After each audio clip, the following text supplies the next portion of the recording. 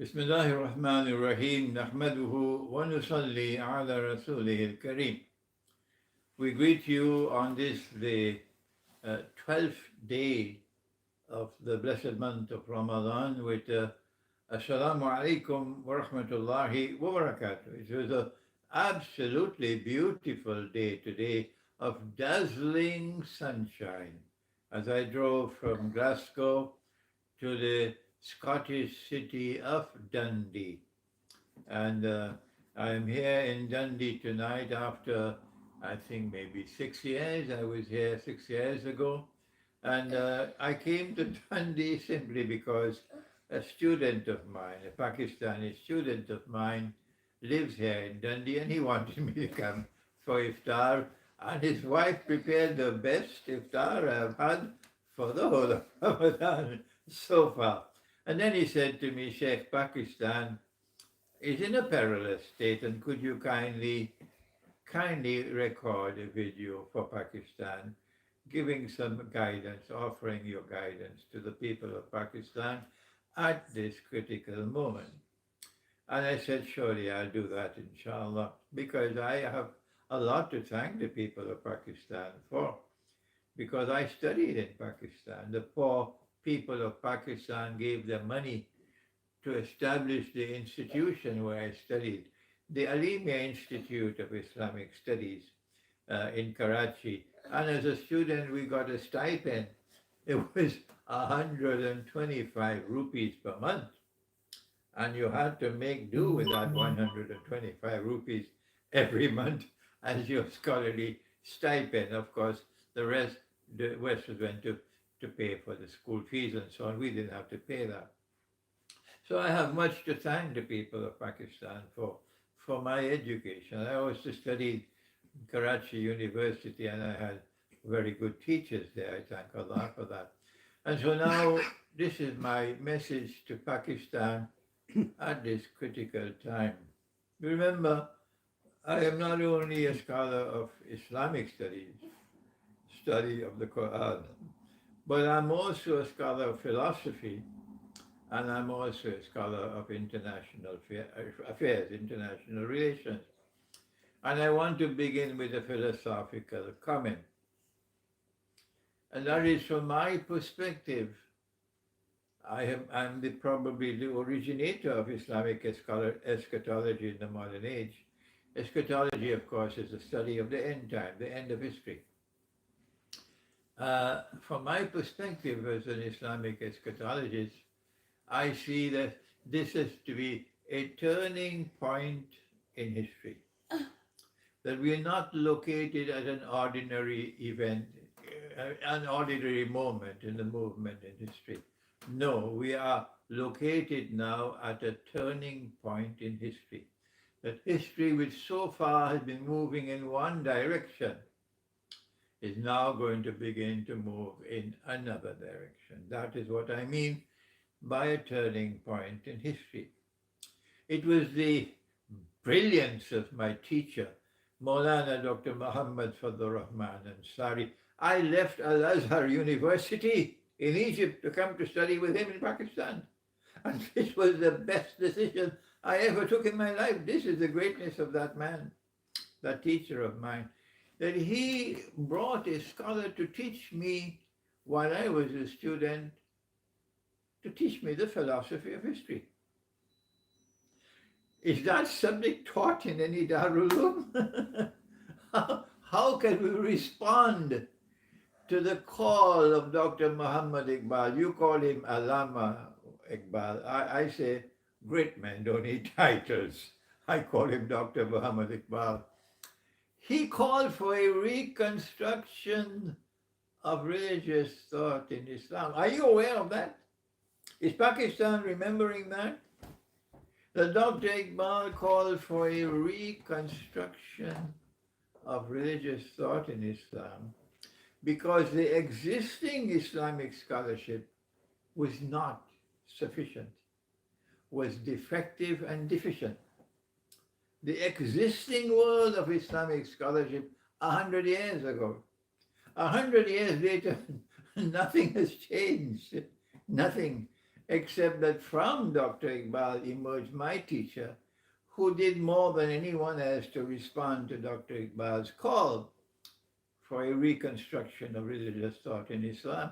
And I am the student of Maulana Fadlur Rahman Ansari. And this, in the end time of my life, every day is spent in this work, reconstruction of religious thought in Islam. That's what I'm doing. So he brought a teacher to teach me the philosophy of history at the Alimi Institute of Islamic Studies in Karachi. This is part of the reconstruction of religious thought. Because I was taught the philosophy of history, and in addition, the Islamic philosophy of history as derived from the Quran, I could understand what is happening in the world today. I could recognize the movement of history, the direction of the movement of history, and the change that is taking place at this time, and recognize it as a turning point of history. Let me spend a minute, if you don't mind. Is history moving in a cycle? Is it a cyclic movement of history? Or is history moving in a straight line, a linear movement of history? You know who are the two people who have these two views.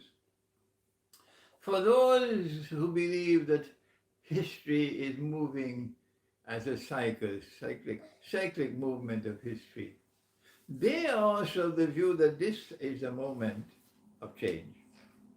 They consider this to be the end of one cycle. They do that. For us on this side who say no, history is moving in a linear direction. Well then, is it moving upwards? Or is it moving downwards? Or is it moving horizontal? My teacher, even my teacher of the philosophy of history, Dr. Burhan Ahmad Farooqi, rahimahullah, he even introduced a new term. He says, is it moving in a zigzag direction, sometimes so and sometimes so, up and down, up and down, up and down. We are of the view that history is moving in a direction which will culminate with the absolute triumph of truth over all rivals. And that the most important event now remaining to occur in history is not the inauguration of a British king. No. It's not the next US general elections in 2024, whether Trump will be there or not. The most important event now remaining to occur in history is the return of the Messiah, Jesus, the son of Mary, Nabi Isa alayhi salam. And it is because of his return, this is why there is also another event to occur.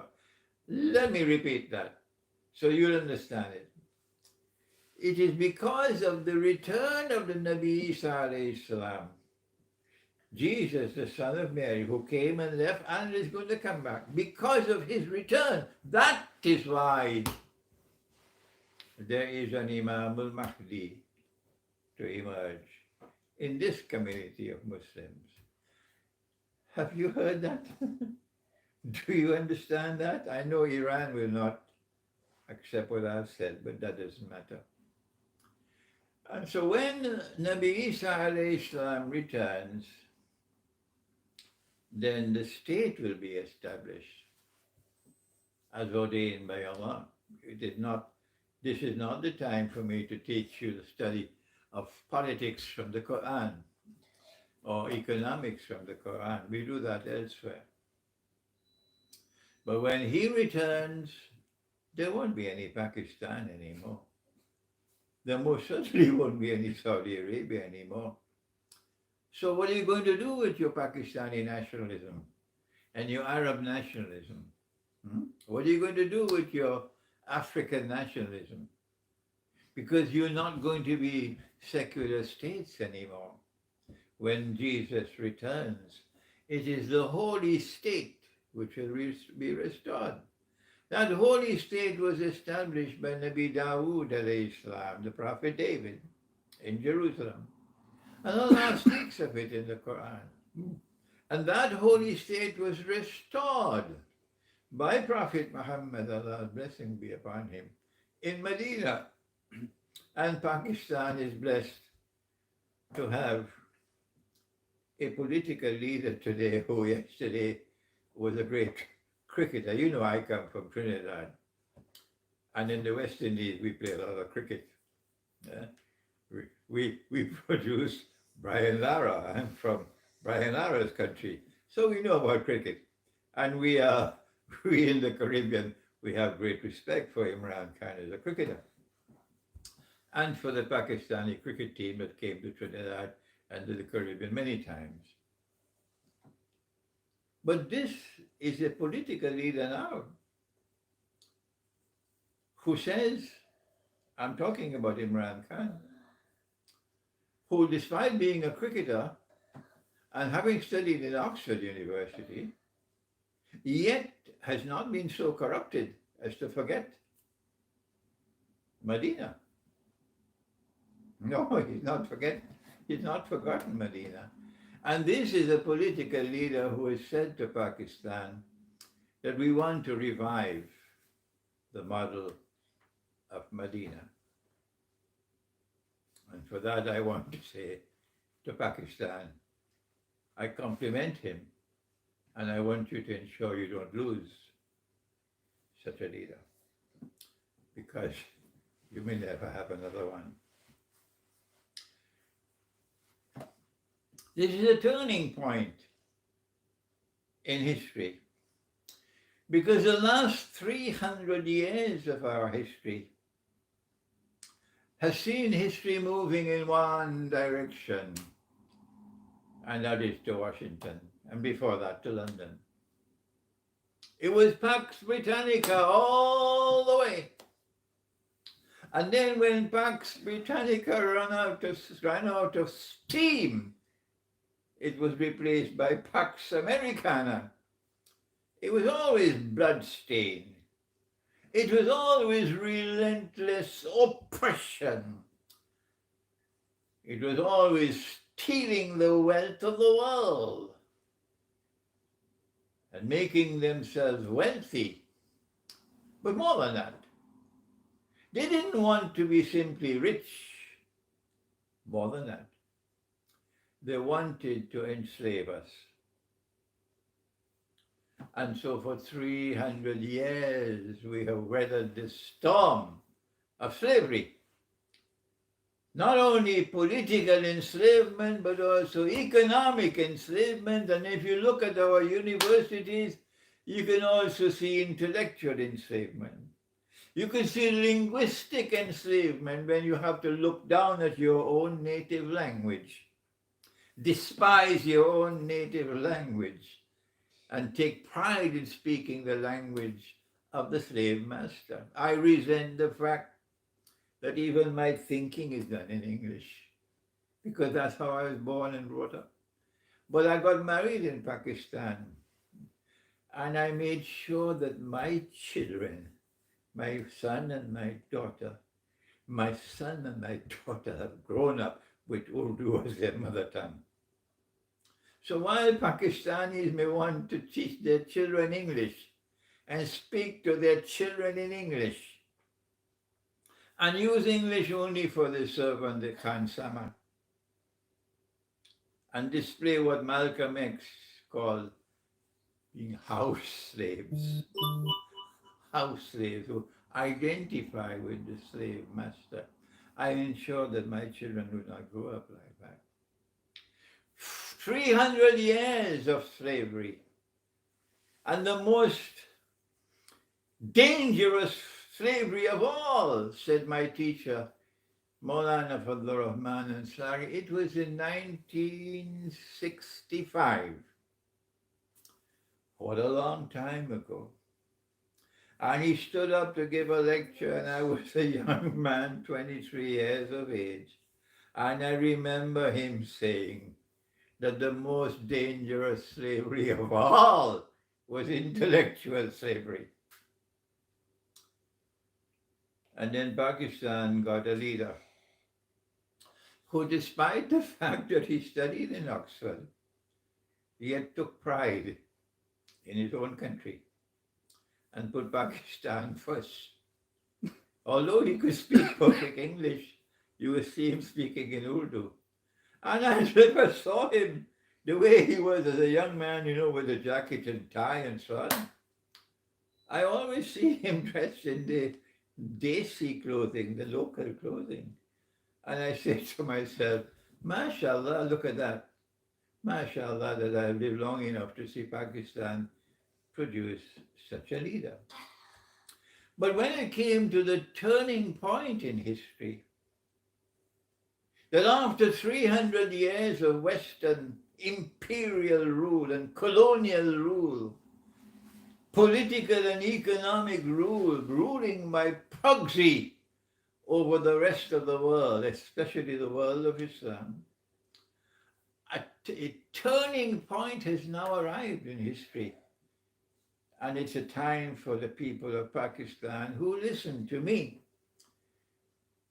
to start to think. Dr. Iqbal said that for the last 300 years, this ummah has stopped thinking.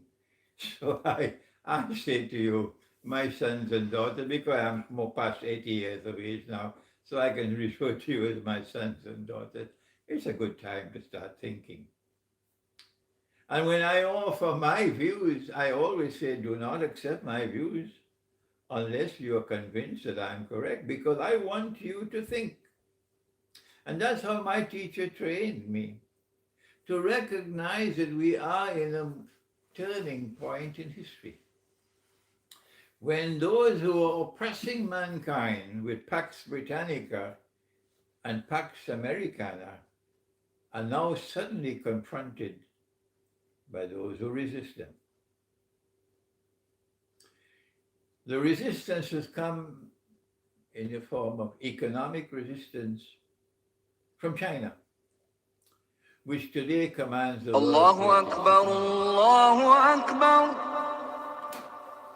Allahu Akbar, Allah.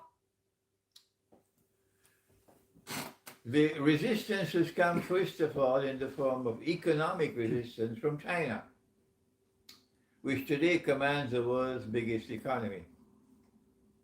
But the resistance is also coming today from Russia, which today commands the world's biggest military, the most powerful military force in the world, and which is offering also political resistance. And one of the most important events to have occurred in contemporary history is the alliance which has taken place between communist China, which is no longer communist in its economic relations at all,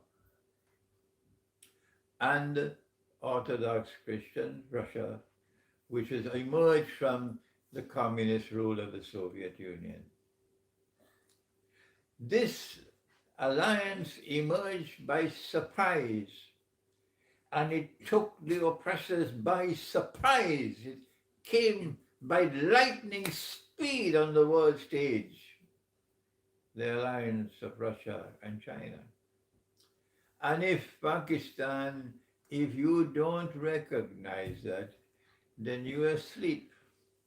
It's time for you to wake up and recognize that this has not happened by accident. The alliance of Russia and China has come at the moment when it has come to bring about a change in the movement of history. It will no longer continue to be a world dominated by the West. Wake up. If India, Hindu India, can recognize that, why can't you in Pakistan? There is a second alliance coming, and that's the alliance which I am working for. And they will do everything in their power to try to prevent this alliance from taking place, including using all of Dajjal's warriors who wage all their bogus jihads in China, in Chechnya, and Syria and Iraq. I make no apologies for my language. My language is straight and powerful as bullets for them. That you are bogus in your jihad. And the world of Islam says, shame on you for your jihad, your bogus jihad, your CIA-funded jihad. Don't you have any shame? That this alliance between those who follow Jesus, Nabi Isa alayhi salam,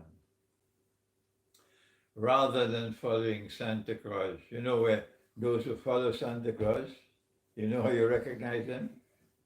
I don't know whether the First Minister of Scotland knows it.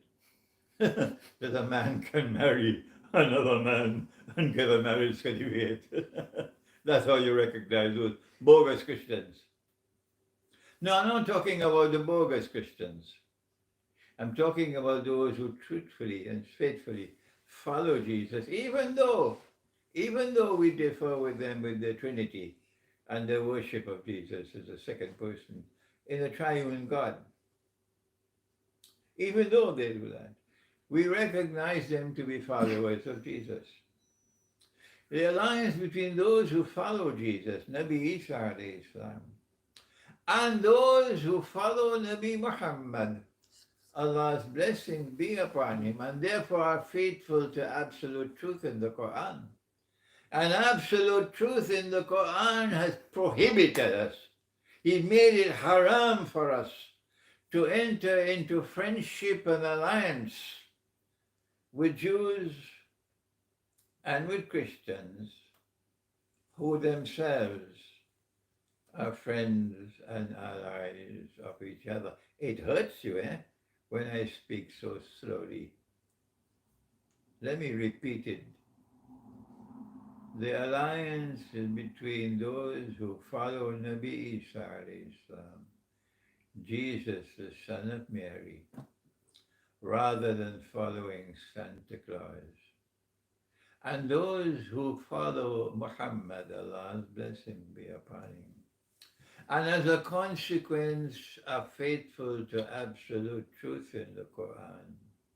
Absolute truth in the Quran which has prohibited Muslims from being friends and allies of Jews and of Christians who themselves are friends and allies of each other. That is what Allah has said in the Quran. بعد أعوذ بالله من الشيطان الرجيم يا أيها الذين آمنوا لا تتخذوا اليهود والنصارى أولياء بعضهم أولياء بعض إلى آخر الآية. And so Turkey, you're in bad company as a member of NATO. And to the Muslims of the Balkans who are now trapped in NATO's embrace and who seem to be comfortably trapped in NATO's embrace, we say this is not part of you. You're not a part of this alliance. You're on the wrong side of history. This is the right side of history. These two alliances, the alliance of Orthodox Christian Russia with China, which has already taken place and is consolidated and it cannot be challenged, and the emerging alliance between the Christian world which follows Jesus, Nabi Isa alayhi salam, and the Muslim world which is away from NATO. We're not a part of NATO, and we don't want to be a part of NATO. These two alliances are bringing about a turn in the movement of history. And you are lucky to be alive at this moment. At this moment. Who is there in Pakistan who can forge for Pakistan tomorrow, where Pakistan will have the same friendship and alliance with Russia that it now has with China? Follow such a man. Follow such a leader. And don't follow those who remain Yankee puppy dogs, who want to read what Pakistan must constantly submit to a leadership which is decided upon in Washington. That Washington must choose who leads Pakistan. The IMF must choose who must be leading Pakistan. The ambassadors of the Western countries in Islamabad, they must choose who must lead Pakistan. Is Pakistan a slave state?